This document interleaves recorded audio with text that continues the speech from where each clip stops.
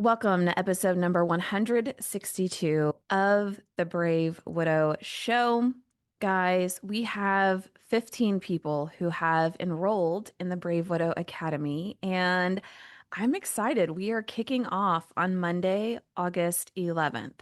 So if you have not enrolled, if you have been on the fence, this is the time. If you're the person who waits until the last minute, this is the time to enroll in the Brave Widow Academy. And in 6 months from now, to go from feeling lost to feeling clear, to having a clear path, from going lonely to feeling connected and seen, and to go from unsure and second guessing every decision to feeling confident in navigating the unknown and in navigating some of these decisions. I would love to see you in the academy. This is not a huge group. This is not hundreds of people. You're not going to be lost in a sea of people. This is intentionally a small group so that we get to know each other, we get to connect together, and ultimately walk the journey together. It's a small group so that I can give you one-on-one individual feedback, personal attention, and be able to respond to you during the week if there are things that come up. So I would love to see you there. To sign up, you can go to bravewidow.com. It's right on the homepage. And if you want a little help deciding if this is right for you, you can always go to bravewidow.com and schedule a consult. And on the consult, I walk you through a set of questions that I have to best understand where you are in your journey and to help show you how the Academy would be able to support you and ultimately help you move forward. It's free, there's no pressure. I don't try to convince you. I call my people to me. I attract the people who need me to me. I am not coming from a place of need, so I do not need to convince anyone. My goal is to help articulate who the Academy is for, what all we do, and to make sure that people know that it's there so that they can get the support that they need. 6 months from now, we are going to be in February. Think about that. We are going to have just gone through a slew of holidays and milestones and times that are really tough for widows. And so, what I would like to see is every widow being fully supported, surrounded in a container that elevates them and equips them with the tools they need to navigate grief, to navigate this weird, awkward new life now, and ultimately be able to build a life that they actually love. So, again, to join us, go to bravewidow.com. I would love to see you in the Academy. Welcome to the Brave Widow Show. I'm your host, Emily Tanner. The Brave Widow Academy is open for enrollment right now.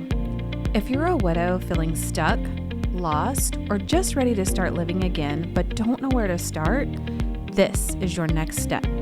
It's the only program that gives you a clear, proven process to rebuild your identity, your confidence, and your life after loss. To learn more or to enroll today, just head to bravewidow.com/academy. I'll see you on the inside. Sometimes we don't get the full picture before we start building a new life. Sometimes we just get a nudge, a tug, or a whisper. So today I want to share a deeply personal story of how I pursued a dream that has been foggy at best and what I have learned so far about faith, grief, and rebuilding along the way. Sometimes a dream doesn't really feel like a dream when you're living it in the wrong season or in a premature season. I have wanted to live out in the country for as long as I can remember. Like, as long as I can remember being a kid, my dad was a veterinarian. I sometimes would go and shadow him during the summer, and I loved it. I loved animals. I loved interacting with animals. I got to do some horseback riding one summer. I got to volunteer at a place that did therapy for kids with physical disabilities through horseback riding. And it was just amazing. Like it felt, yes, I need to be around horses. I need to be around animals. I need to be out on a farm. But sometimes the things that we desire as kids don't happen as quickly as we want or don't come to fruition as quickly as we want. And so I was 18. I got married 10 days after I turned 18. I started having kids. I started my career. I went back to school and would do that for many years to ultimately get my master's degree. And I didn't have money for buying a house out in the country, and I certainly didn't have time for living out in the country. But that dream never faded fully away. So over the years, we lived in different places. I even moved to the Cincinnati metro area for 3 years for work. We lived in a beautiful neighborhood, had an amazing experience of the ideal neighborhood experience. And so over time, I would think, why would I have this dream of living out in the country and it's just never going to come to fruition? It's just never going to be. Maybe I just need to learn to love living in a neighborhood and enjoying the great things about that. And the fact that living in a neighborhood might feel safer, easier to manage, better sense of community, and all of the things. In 2020, soon after COVID hit, we had the opportunity to move back to Arkansas. And we looked online on Zillow, and I spotted this beautiful brick home out in the country on 37 acres.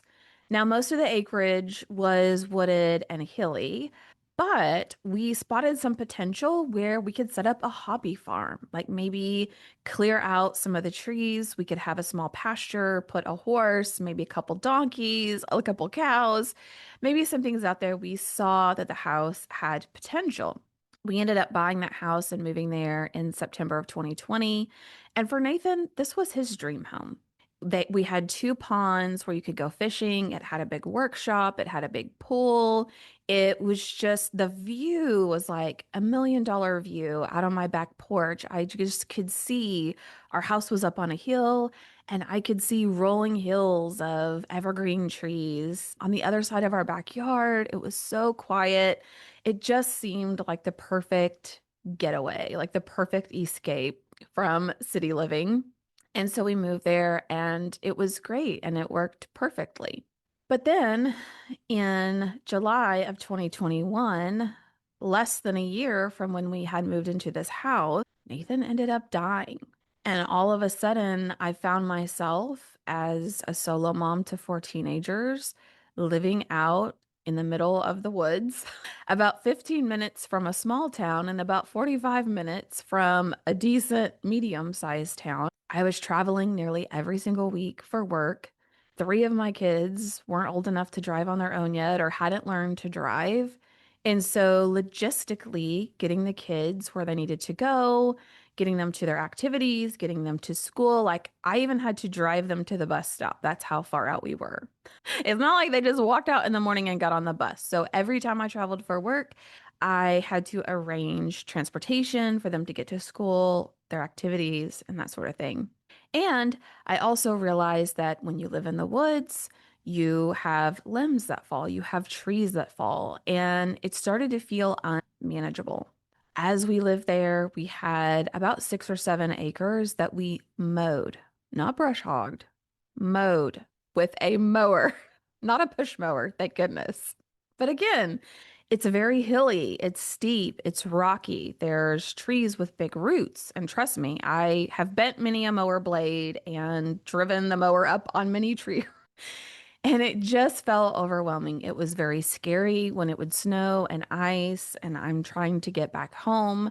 It was far out when it would flood in the nearby area, and it just started to feel like, on one hand, this was Nathan's dream home, and it was beautiful, and I loved it. And on the other hand, this is really a lot to manage, especially for somebody who's working and trying to raise a family on their own. So the first year after Nathan died was all about survival mode. I was still working, I was raising a family, I was just trying to figure it all out. And during that first year, I really went back and forth on whether or not I wanted to move. I thought for a while I was just going to stay because I did enjoy it there and it was beautiful and it was a place that I enjoyed being and that I could see living there. And I thought eventually I could even turn it into a retreat center because it was a big house. It had 5 bedrooms, it was 2 stories, it was 4,500 square feet. Like it was really an amazing place for entertaining and hosting people. Our kitchen slash dining room was really more like a great room. And so I could easily host 20 to 30 people, no problem, finding a place for them to sit and hang out. So it was great for being able to host people over. But over time, managing the property, managing the house, keeping on top of everything really was just starting to wear on me. And I remember in on Nathan's birthday, so January 30th of 2023, he had been gone about a year and a half. I remember this day, I was frustrated. And I was frustrated because I had planned on going and watching the sunrise at the cemetery at his gravesite because that's what I did the first birthday that he had. And when I woke up that morning, we had a big snow that came through, which is actually pretty rare for where I live. We do get snow maybe once or twice a year, but it's usually not that much and doesn't last long. But this time, it was a big snow. The kids' school was canceled. I was essentially stuck at home and I was grumpy. Is probably a nice way to say it because I had planned to go to the cemetery. That's what I wanted to do. And now all of a sudden I couldn't. And so I remember feeling very sorry for myself, sulking. I sat on the couch, I turned the TV on for some background noise, and I was just like scrolling on my laptop. And I was looking at houses because as I was stuck there, one of the thoughts I had was, see, this is why I don't want to live here because I'm not anywhere close to town. No one can make it out to me. I can't make it out of here if there was an emergency or something that went wrong. So I really don't, I'm ready to be closer to town. So I was looking at houses, which I'd been doing for a few months, just wanting something closer to town but not liking the layout, not liking where they were located. I personally like certain things about having a great room, but what I don't like is having a great room where you're trying to have a conversation and people are in the kitchen doing stuff. To me, it's just too distracting. It's just too noisy. I know I'm in the minority. I know people love great rooms. They're in every house, practically. But I love a sitting area, whether it's a den, it's a living room separate, it's a sitting room, whatever it is, just something that's not where you feel like you're in the kitchen with people microwaving food and cooking and all of that. And so as I'm looking at all these houses, I'm like, not great, not in a great location, not the layout I want. And I just started scrolling and I saw a piece of land. And this land was 40 acres. So similar size to what I currently had, but it was all pasture land and it was almost all flat. See, where I lived out in the woods, there are deer, there are turkeys, there's wild hogs, there's black bears, all of those things. And so even though I've never seen a bear out there, I know they're there. They show up on the game cams. And so it was a little scary by myself, thinking about driving through the woods or walking through the woods and being afraid that I was going to come up against a wild hog, which are pretty aggressive, or a bear, which, aggressive or not, nobody wants to see that. And so to me, having that much land that required that much maintenance and being in a place where I was afraid of wild animals was challenging. But thinking about 40 acres of pasture land that was mostly flat, that was specifically designed for livestock, for cows, for horses, for donkeys, all of those things. It had a huge pond on it. And just as I looked at it, I'm like, that is so beautiful. Like, just look at this. It's like a little paradise. And the best part, this land was 5 minutes from my in-laws' house, who I absolutely love and adore, just as if they're part of my immediate family. And it's 5 minutes from my little town, 5 minutes from the kids' school, 5 minutes. It's super convenient location, but also it's 40 acres of being out in the country, which was amazing to me. And so I remember that day on Nathan's birthday that it felt like a gift to me because I found that land and I was like, that's it. I could build a house. What if I built a house on this dream land and I built it exactly the way that I wanted it? 2 months later, in March of 2023, I would end up buying that 40 acres. Now, I bought it not having a house plan, not knowing what builder I was going to use, not liking the way most of the floor plans are, and not knowing if I ever did get remarried or if I ever did expand my life, is that person going to like living there? Are they going to like the fact I built a house? Are they going to like the house that I built? Those were all thoughts that went through my head. But I knew that I didn't want to put my life on hold. I decided my dreams in my life, I didn't want to just keep putting on hold, not knowing all of these other things because I felt like I could figure it out. Now, here I am looking at 40 acres, not having a tractor.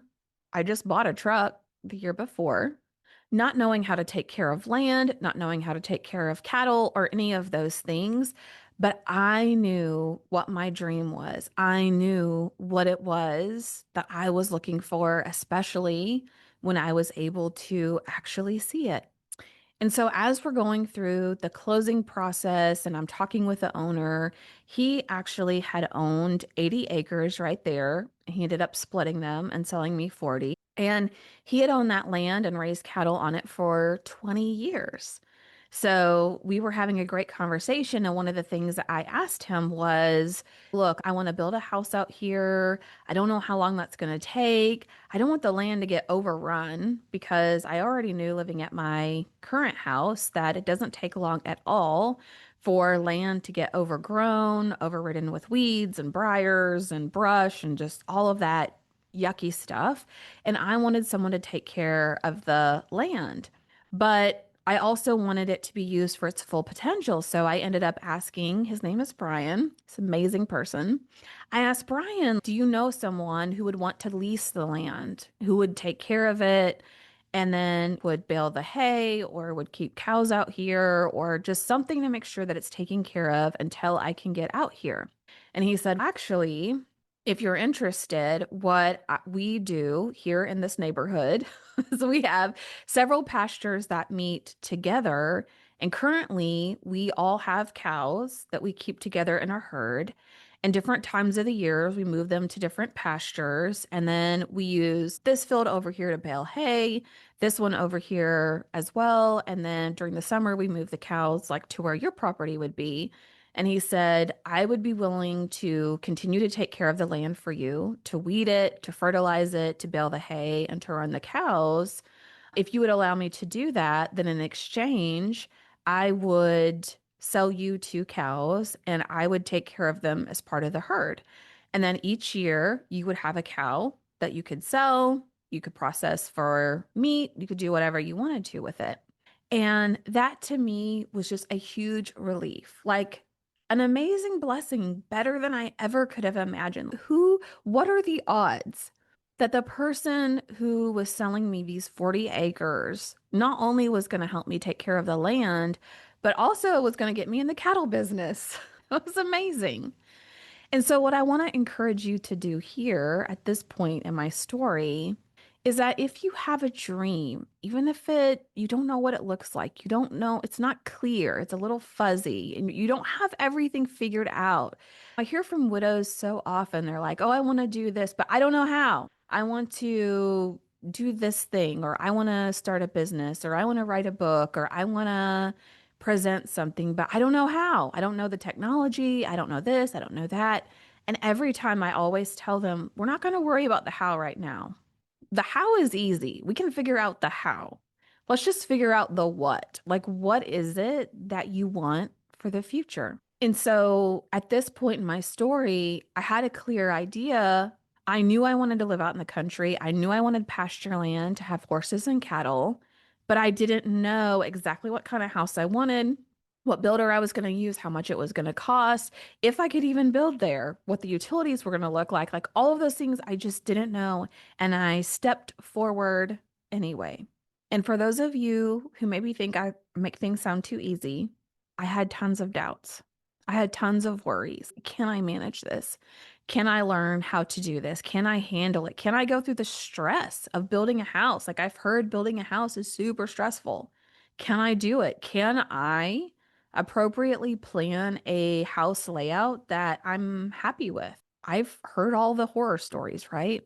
Now, over the next few months, I would spend so much time poring over house plans, floor plans, pictures. I called and met with several different building companies.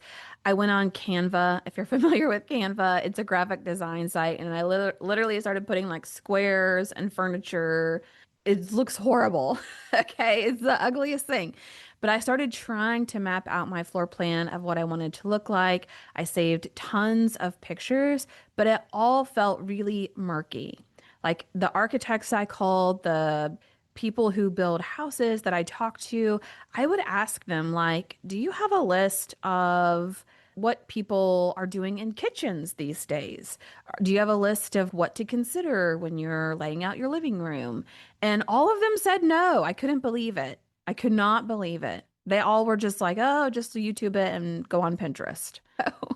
I spent so many hours researching like what people are doing. I haven't lived in a new house in ever. I don't think I've ever lived in a house that was less than 10 years old. And so I didn't know the latest and greatest of what people were out there, but I started just pulling together ideas. I ended up meeting Robert in June of 2023. So it was a few months after I had bought this property. I remember as we started dating, I was sharing about the land and sharing about my plans to build a house. And I was somewhat nervous because I didn't know if he would want to live in the country or if he would want to build a house or would we even have the same style? Like, what if he had a totally different style than me and didn't like how I was setting things up? And guys, I could not have found someone more supportive of my dream, of my vision, of what I wanted to do. Someone who helped me even build on to what my dream was, who helped give me ideas of how I could accomplish some of the things that I was wanting to accomplish. We went together and met with an architect. We were married in February of 2024. And we went and met with an architect and started actually pulling together our specific notes of what we wanted. Over 200 pages worth of notes, people, notes and pictures of like, oh, I like this about this kitchen. I like this about this living room, those sort of things. And I thought so often about like, how is it going to feel in my house? What is it gonna look like when I walk into the room? Where is this door going to be? How is the kitchen island going to set? Where will the windows be set up? Like I have spent, I don't know how many hours just envisioning and strongly imagining what it would look like. This helped me get really clear about what the floor plan needs to look like. And also, it helps me to get excited about starting the build process. The architect drafted some floor plans and it was incredible. I wanted to cry because for the first time ever, I was seeing my dream home sketched in reality. I was seeing the renderings of the outside and what that would look like. I was seeing the inside and how far apart things would be. And it was just an amazing milestone having the architect to work with. And unfortunately, I have big dreams. I've told you guys this. And the floor plan came back way bigger than I had intended it to. But I had told her, in all fairness, I said, just build the house based on what I'm telling you. And if it's too much, we can trim it down. It came back at about 8,900 square feet. And for some of you, that may sound like super exciting, but for me, who was already tired of cleaning a house that was 4,500 square feet, going to 8,900 was just completely unfathomable and unreasonable for me. We ended up saying, oh, okay, we got to trim this back down some. but just seeing the potential of what it could be and really helped make more clear what this vision is that I have, what this dream is that I have. So, as you are going along the path of pursuing a dream that isn't clear, know that you are going to attract people to you who will help you further that dream, who will support your dream, who will help make the dream even more clear for you. For so long, I felt like I had put my life on hold because I didn't know. Well, would I date again? Would I get remarried again? What would they want to do? How would they want to set it up? Would they like it? And I finally had to decide. I was tired of putting my life on hold. I wasn't just going to keep waiting. I was going to move my life forward towards the vision and the dream that I had with the full belief that the right person was going to come alongside me for this journey. And it has happened, and it can happen for you. Now, along the way, there have also been some setbacks and resistance.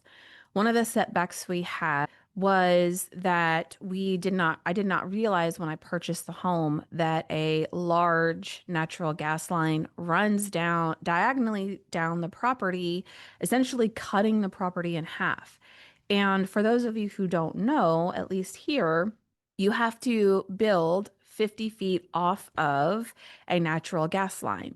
And for some of you, you might be thinking, like, oh, you have 40 acres, that's no problem, just build further away. But as we had the utility company come out and just mark exactly where the gas line was, he was a little discouraged because the line ran really close to where we wanted to build the house. So we made some adjustments. The plan is still going to be able to work.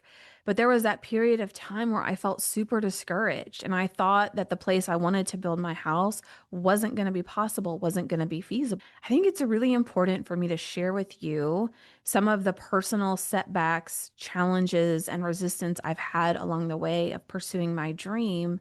Because when we hear someone's story about, oh, she had a dream to build this house out in the country and eventually she did it, good for her. It was so easy. We just think there was a start and there was an ending and it all just flowed smoothly. No, there are a lot of setbacks and challenges that I have had along the way. Last summer in 2024, I had this brilliant idea that we have this really big house on a big piece of property. We're wanting to save up money to build the new house. We're also wanting to be closer to town and to have something that's much more manageable and to downsize the size of the house that we're currently in to make it more manageable, just keeping it clean, keeping things organized, that sort of thing. So Robert and I talked about it and we decided to sell that house that we had out in the country and to buy a smaller house that's in town just to make our lives more manageable, to make things more convenient, and to pull out extra equity out of our old house that we could put in savings and put towards building the house that we've been planning for. And to me, that made perfect sense, right? Like, I want my life to be more convenient. I want things to be more manageable because we have a lot that's going on. And I want to pull out equity and money from that house that I had before so I can put that in savings towards building the new house and getting that started. And to me, all the boxes were checked and it just made a lot of sense. However, to everyone else that I would explain that to, they're like, wait, what? What? You're building a house, which they already knew. So you're building a house, but right now you're going to sell your old house and buy a different house, and then you're going to build a house. Like I could just see it's like the meme, beautiful mind, like all the numbers, and they're like trying to figure out it doesn't make sense. And so, what I want to share here is that as you are pursuing your dream and your vision for the future, there are going to be other people who don't understand, who don't get it, maybe who even think that you're crazy for the way in which you're pursuing that dream. And that's okay. You don't have to explain yourself to everyone. I explained my logic to my dad, to my in-laws, to people in my inner circle who were very close to me because I knew that they would understand where I was coming from, or at least try to. And for the most part, for those people, they were like, oh, okay, I see what you're trying to do here. And I could see that some of them are like, I wouldn't have done that, but okay. But also, they're not driving back and forth hours a day getting people where they need to go, right? Their lives are much more conveniently located.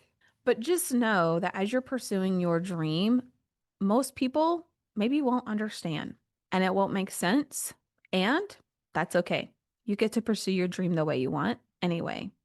Another challenge that have experienced is the person who owns the other 40 acres on the other side of my property had asked if we wanted him to run some utility lines. It would go past our house and then out to where his 40 acres are. We paid him to do that. He came and laid the lines. But unfortunately, at the time of year that he did that, it was super wet, super soggy.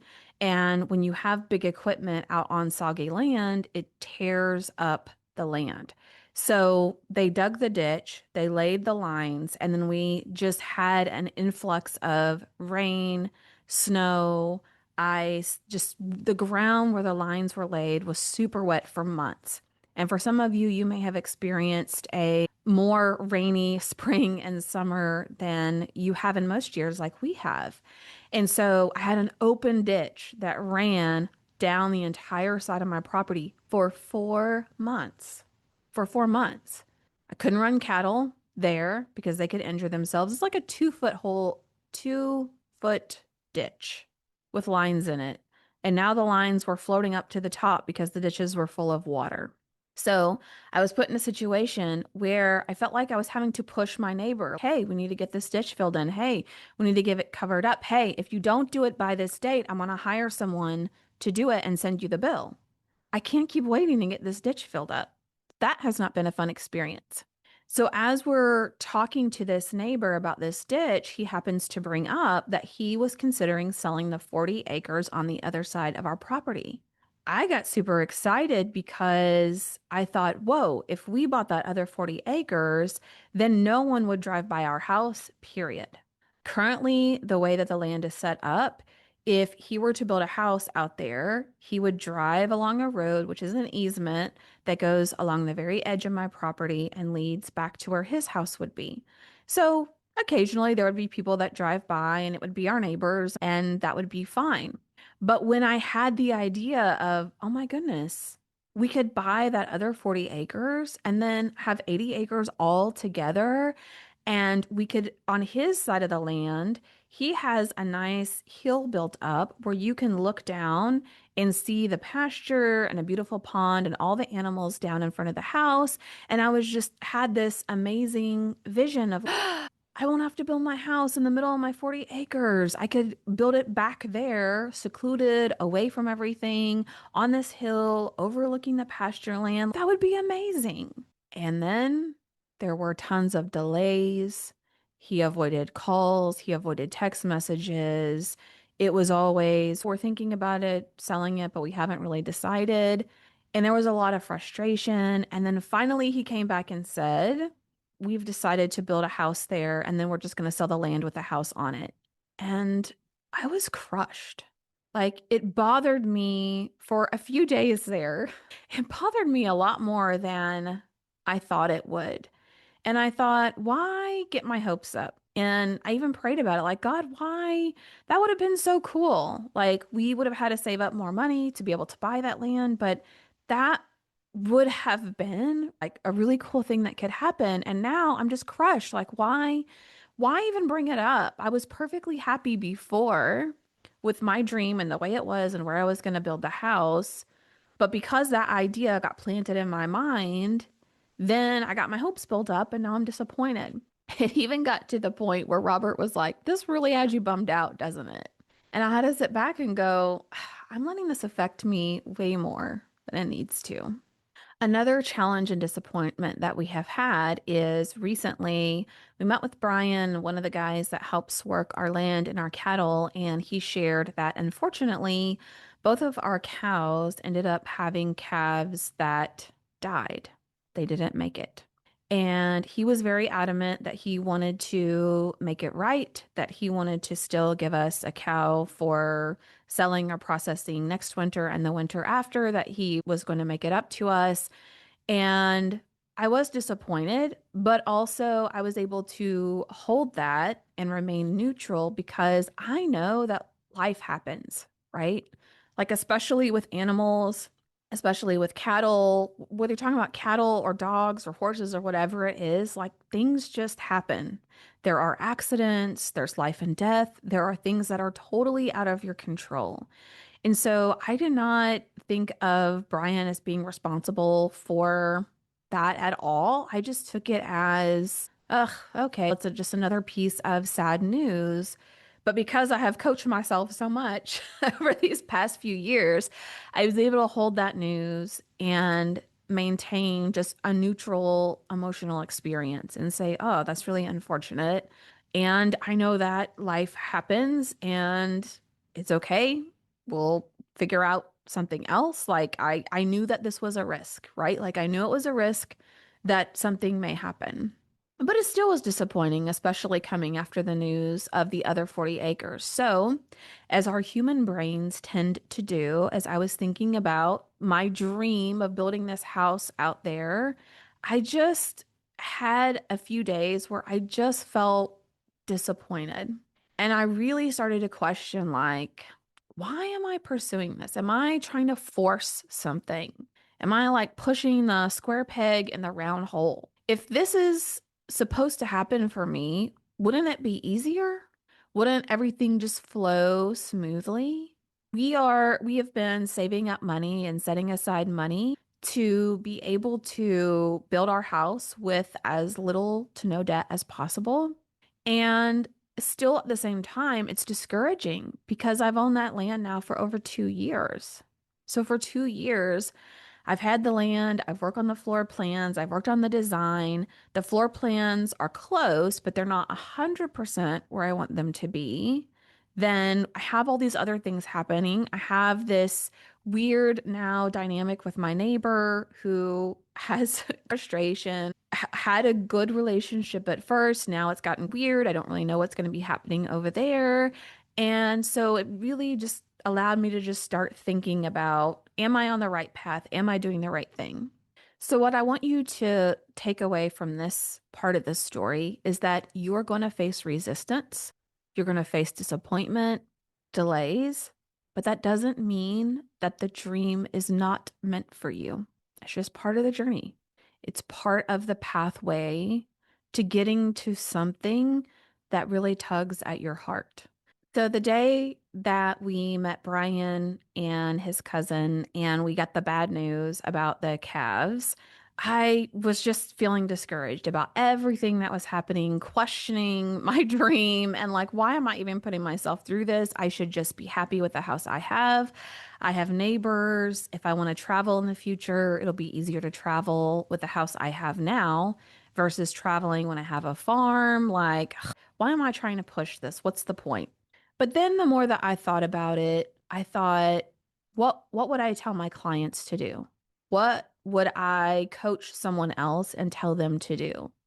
And so I mentioned to Robert, I said, what if we just took our side by side out there? And what if we just drove around and just spent some time out there? He immediately jumped on board and moved a couple small mountains so that we could get the side by side hauled over there, that we could store it in a place that's close to the land temporarily. And we just, even though it was probably 103 degrees outside, and I was sweating, we rode the side by side out there. And when we got to the land, the cousin who was helping taking care of the land and the cattle was out there moving some hay, and we chatted with him for a while. We also chatted with some other neighbors who happened to drive by on their side by side and just talked to them. And they shared with us some cool things about the land. There used to be a railroad that ran through there. And there also used to be a lot of mines, like underground mines that were there. So they were sharing with us about the mines and about this really cool spring that comes up from the mine shaft and how clear the water is and how all the cows will like line up in a row and take turns drinking out of the spring. Just really cool things that we didn't know and hadn't thought about. And we just drove around the property, every corner, every edge. We checked on the fencing. We just sat there and looked at where we were going to build the house. And it was just the most beautiful, magical experience. And it reignited my love for the land that I had bought, my desire to build a house where it is planned to be, and inspired me to, we got to get this ball rolling, right? Like part of it is I need to wait on timing of some things to know that I'm ready to go. But also at the same time, it really encouraged me to start making my dream a reality as much as possible now. I deliberately chose this story to share with you because it isn't finished yet. I don't know when I'll get to start building my house. I meet with an architect today to talk through some design aspects and some floor plan aspects. My floor plan is still not 100% where I want it to be. My story isn't finished. My dream and the pursuit of that dream isn't finished. But I wanted to share that one with you today because it is real. This dream is happening and it's enough. You don't have to have it all figured out. I want you to feel encouraged that you can start living into a dream that you have for yourself even before it's finished. It can be messy, it can be magical, and it can be yours. It's okay if your dream isn't clear yet. It's okay to take a step, even if you don't know what comes next. It's okay if other people don't understand. Pay attention to what tugs at your heart. Don't wait until you have it all figured out. You gain clarity by walking through the fog. The more that you walk through it, the clearer it becomes. If you are in this murky middle, you're past survival mode of grief, but you're also not sure what's next, that is exactly where Brave Widow Academy comes in. I created it to give widows like you the space, the support, and the structure to rebuild something that feels fully and completely yours. Don't wait until the plan is perfect. Start with the pull. Start with the tug that you feel in your heart. Doors to the Brave Widow Academy are open now. We kick off with a pep rally on Monday, August 11th. We are going to set an intention for what you want over these next 6 months.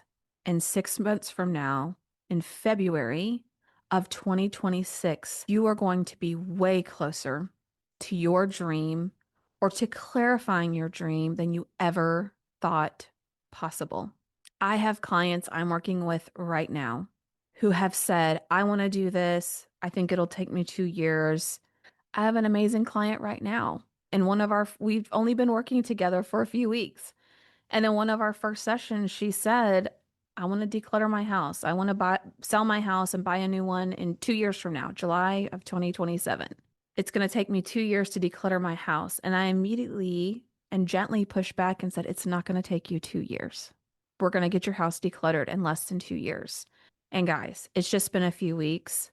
She has come up with a plan for decluttering her home, and she's already way ahead of schedule. And guess what?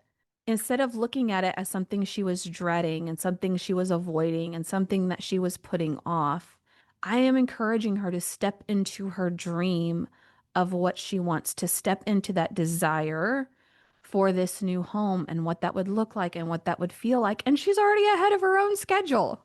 She's already blown past the schedule of what she had laid out because now it feels more real. Now she's excited about it. Now she's thinking about maybe I'll be ready to buy and sell a house next year, or maybe I'll be ready to go look at lots in the next couple of weeks and I'll pick out where I want to build my house and I'll go ahead and secure that now. Your dream that feels so foggy and murky and hazy and far away is so much closer than you think it is. Okay, to join the academy, go to bravewidow.com. I would love to see you there. And if you want to learn more, if you're unsure, if you want me to help you map out your dream or what that could look like over the next 6 months, just go to bravewidow.com and schedule a consult call, and I will help you paint the vision.